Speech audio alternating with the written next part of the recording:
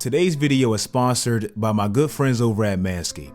This time I'm putting you guys on with their all-in-one performance package. Inside the package, you'll find almost everything a well-groomed man needs. Their Lawnmower 4.0 that recently just hit the market with upgrades like wireless charging and a much-needed travel lock. Their nose and ears weed whacker to keep all those little hairs out of your tissues and your Q-tips. And ball deodorant and ball toner spray to keep you fresh and dry down there at all times. Also, Manscaped isn't just for below the belt. They even have their new Shears 2.0 luxury nail kit to keep the everyday dirt and grime out of your fingernails. If that's you, bruh, that's nasty. You probably need to invest.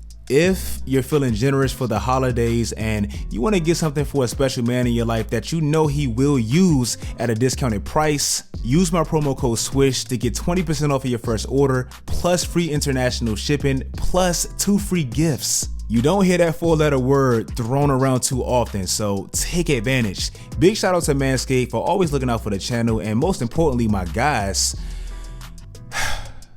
Now let's get into this video.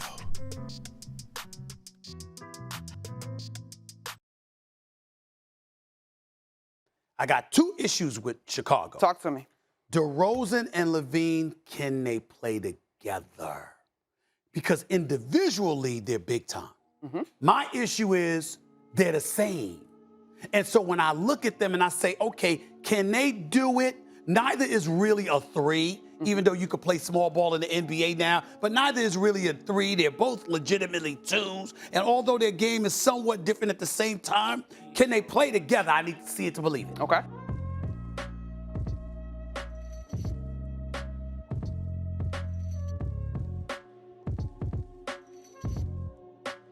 I don't put Stephen A. Smith on here to clown him for this take or anything like that, because honestly, this was a legitimate concern about this move.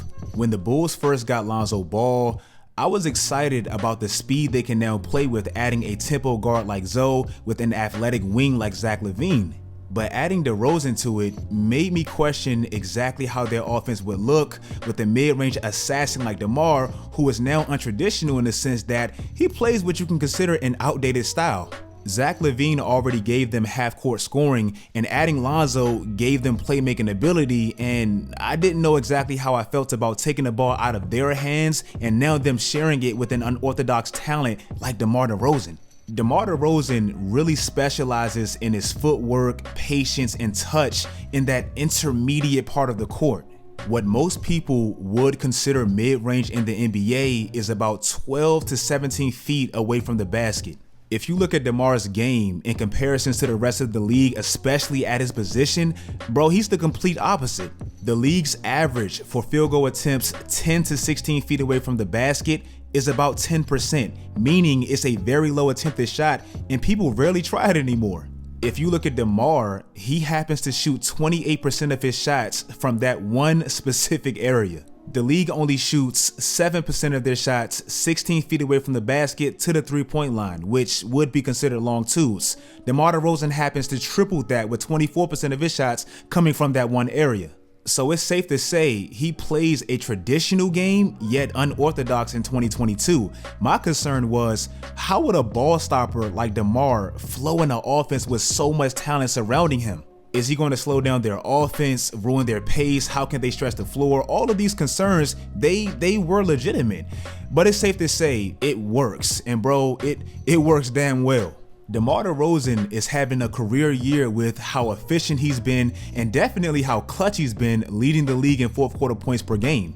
Also, with how versatile Zach LaVine is as a scorer, being able to play on or off ball, and Lonzo literally turning himself into one of the best spot-up shooting point guards in the league this year, they can play off him without any problems. Also, they're still able to get out and run like I imagined before they got DeMar because, well, they play sound ass defense. Right now, they're 6th in total defensive rating, and consequently, they're 4th in points off of turnovers, which means they capitalize off of your mistakes in transition. This team can be extremely dangerous going forward because, in my opinion, the 2 things you have to have in the playoffs to really make any type of noise, they possess both. Attentive defense, being able to make timely stops when you need them most, which they have, and half-court scorers who can create for others and get their own bucket when the game slows down, which, as we know, they definitely have. Watch out for Chicago, bruh. They're dangerous. I'm not going to spend too long on this, but the Bucks, they're still the team to beat in the Eastern Conference if they can ever get healthy. Despite Drew Holiday and Chris Middleton playing underwhelming to their standards, battling injuries, and them not having Dante DiVincenzo or Brook Lopez for the majority of the season, mind you, if you take out the big three, those two played the most total minutes for them all last year, so those are key pieces. Despite all of that, they're 11-1 when all of their big three plays, and their big three hasn't even played up to par yet. So my only question with them is, will it ever all come back together in time and win? Other than that, I feel like they're still the best team in the Eastern Conference when healthy. The Brooklyn Nets absolutely needs Kyrie Irving, and I mean like ASAP. Before the season started, I was of the belief that Kyrie Irving was more of a luxury and not so much of a necessity, and with them still having two of the best scorers of all time, they'd be just fine, right? No, that's not the case at all. Joe Harris, one of their key floor spacers, is now out with an ankle injury, and we don't even know what Joe Harris we're going to get in the playoffs. Blake Griffin has turned right back into that guy that we laughed at prior to joining Brooklyn. Paul Millsap is literally just a name at this point. And James Harden, bro, he's just way too inconsistent.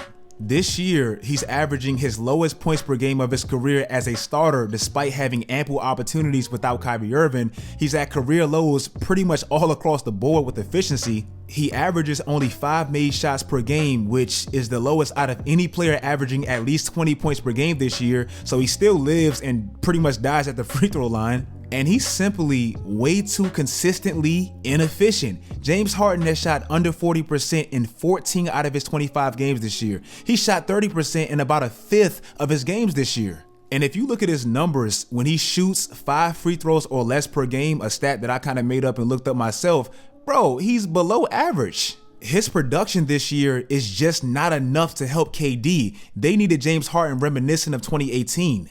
And also bringing up KD, bruh, he had to sit out Wednesday's game against Houston. Why? Because he's burning himself out already. Kevin Durant is averaging 40 minutes per game in his last 5 games, and this year he's 5th in minutes played per game and is playing the most minutes he's played since his MVP year when he was 25 years old. I am definitely not trying to jinx it, so knock on wood, do it with me. But do you know exactly what happened after he played 81 games that year with that type of mileage on his body? He missed the entire following season with the Jones fracture in his foot. He didn't miss the whole season, he played 27 games, but essentially that one season cost him the next season. Not to mention, this man just came off of a career-threatening injury and just carried us to gold in the Olympics. Bro, this man needs a break. So yeah, they either need Kyrie Irving or something for him ASAP, because I don't like where Kevin Durant's future is headed, bro. He needs some help. Trae Young, and it's kind of even weird to even be saying this, but he can actually score, bro. I'm not gonna lie, I was one to be very annoyed by Trae's previous style of play, baiting players into the back of him, making these sudden stops dangerously, and annoyingly living at the free throw line. Like, all of that, it annoyed me too, I can't lie. Last year, Trae averaged 7.7 free throws made per game. Also, he averaged 7.7 field goals made per game, so statistically, half of his scoring did come from the free throw line. But this year, bro, I'm proud of Trae because he did something that I wasn't quite sure if he could do: adjust. The good part about Trae, and the biggest difference between he and Harden, is Trae is relatively new to the NBA, so he really just started abusing the system about 2 years ago. Harden, on the other hand, bro, he was averaging 10 free throws per night when Trae Young was in the 9th grade, so safe to say it's a much tougher adjustment. This year, Trae Young is shooting career highs with efficiencies, and he's scoring the traditional way. Right now, he's almost doubled his field goals made per game to his free throws made per game rate, and impressively, he's the only player in the NBA averaging 25 points per game plus and 9 assists. Also, look at the top 10 scorers in the league. Notice all of them outside of Steph. And bro, it's Steph. I don't compare nobody to Steph. They're bigger guys, like 6'6 plus. He's the only one barely cracking 6 feet, averaging 26. Also, he's the best statistical offense amongst himself player in the league. He's averaging the most points generated per game in the league by far. So you got to show Trae his love. All those previous narratives about Trae Young and all that, yeah, they're about done. So shout out Trae Young. The Miami Heat were actually smarter than all of y'all that trashed them, and they're looking pretty brilliant for keeping Tyler Hero.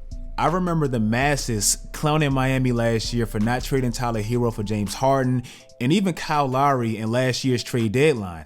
Tyler Hero surprised everybody his rookie year, even drawing some comparisons to Devin Booker and definitely having some unconscious moments, specifically in the bubble. But people took that maybe a little too literal, and when he didn't come back the following season on that exact same tear, they used it as fuel to trash him. Mind you, this man also, not just the Lakers, had the shortest offseason of all time, and his body probably wasn't even adjusted to an NBA schedule yet. The Miami Heat got smacked with the virus all last year, and this man was 21 years old. Isn't it crazy the fast food era we live in today? We want results so damn fast, like we want instant success. Also, it definitely didn't help when he had that horrendous series against Milwaukee last year, so that was also fuel. But this year, Tyler Hero has not only come out and trashed all those bubble narratives and all that, but he's also making Miami's decision to actually sit on that stock and watch it develop like we used to look pretty brilliant. Miami probably didn't know it at the time, but the foul change rule, it changed a lot of stuff, and that rule was directly targeted at who? James Harden, as we all know. Had they actually got this man and depleted all their young talent in the process of actually getting them, they may have been stuck having to pay that man somewhere around $50 million per year directly after he just got patched to some extent. Don't forget, they still pay Jimmy Butler that crazy contract extension plus Bam's contract. And in my opinion, that big three, especially with the new rule changes, that's not enough to win an NBA championship. I'm sorry. Also, Tyler Hero this year on nowhere near the cap hit of James Harden, dare I say, is outplaying James Harden. Obviously, he doesn't play make like James Harden and all that, but they're averaging essentially the same amount of points, and he's doing it on significantly better splits. Not to mention the age discrepancy. Tyler's only 22 years old, so me personally, I would rather have Tyler with much more room and time to grow than a James Harden who seems like he's been patched. Just me, that's just how I feel. If I'm not going to win a championship either way, give me the younger, significantly much cheaper talent. But that's just how I feel, like I said. And lastly, Portland waited way too long to blow that thing up. This year, bro, we are seeing a disgusting collapse of the Portland Trailblazers. Dame has completely forgotten how to shoot, and he got injured, unfortunately. CJ McCollum, I mean, we just figured out he has a collapsed lung, so prayers out to him and his family. Forget basketball. I hope he's good in general. And Chauncey Billups, he's calling that team out like every other night, and I feel sorry for him. I think he knows basketball and could have done a solid job under better circumstances. He literally inherited a team that's coming apart piece by piece. How the hell do you change a culture that's falling apart literally before you even step one foot into the door? Like, it's impossible. If we're being honest, and bro, I said this time after time after time, this thing should have been broken up 2 years ago. They make the Western Conference Finals against Golden State without Kevin Durant. They have a 17-point lead in 3 out of the 4 games, and they ended up getting swept. It should have been broken up right there. Not to mention, that was their 3rd year in a row losing in sweep fashion. So how do you defend that? It obviously doesn't work. Now, bruh, they are the definition of stuck. They have one of the worst defenses in the league. They don't really have any trade valuable pieces, and CJ McCollum's status, that obviously makes it worse. Dame, I mean, he's injured right now, and he seems like he's regressed, and I just don't know where you go from there. Extremely tough situation, and I just feel sorry for Chauncey Billups. If you guys like this video, make sure you guys like this video. Don't just click off. If you enjoyed this video, like the video and comment your favorite team in 4. That just shows me, like I said in the last one, bro, you're a real one. You made it this far and you watched all of my rambling. Make sure you guys follow my social media sites, turn on post notifications, do all that great stuff, guys. And until next time, as always, stay tuned.